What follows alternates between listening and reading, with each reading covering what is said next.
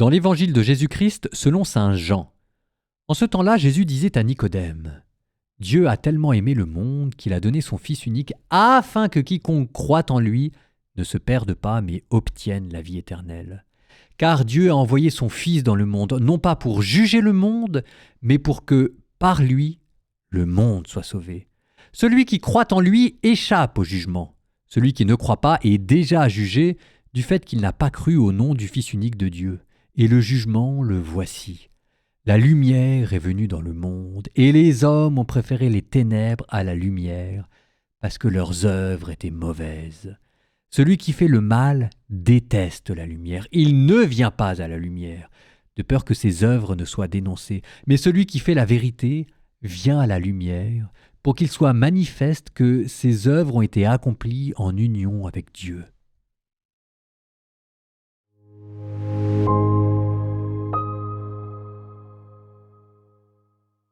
Un petit témoignage nostalgique sur ce que fut ma vie à un moment donné où elle était à la fois extrêmement compliquée et extrêmement belle. Extrêmement compliquée parce que je m'étais retrouvé entre deux couvents sans trop savoir quoi faire ni de mes journées ni même sans trop savoir où dormir. Parce que pour le dire de manière simple, le prieur du couvent dans lequel je devais aller ne voulait pas de moi, donc voilà quoi, j'avais pas de couvent. Et en même temps, c'était extrêmement beau parce que à cette époque-là, j'allais gagner ma vie dans la rue en allant jouer de la guitare.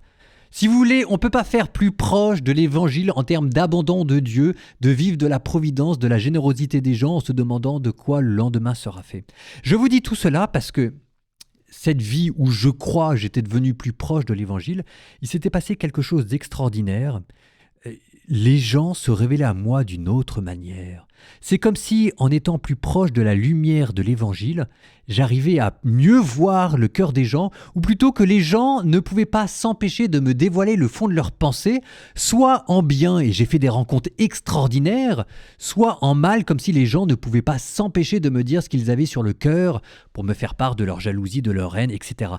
C'était quelque chose qui était assez extraordinaire, voire même assez saisissant. Parfois, ça me faisait peur et assez sidérant. Bon, après, rassurez-vous, j'ai retrouvé une place dans un couvent et tout s'est bien terminé, etc. Et cette époque de ma vie a été résolue. N'empêche qu'il y avait quelque chose qui était extrêmement troublant.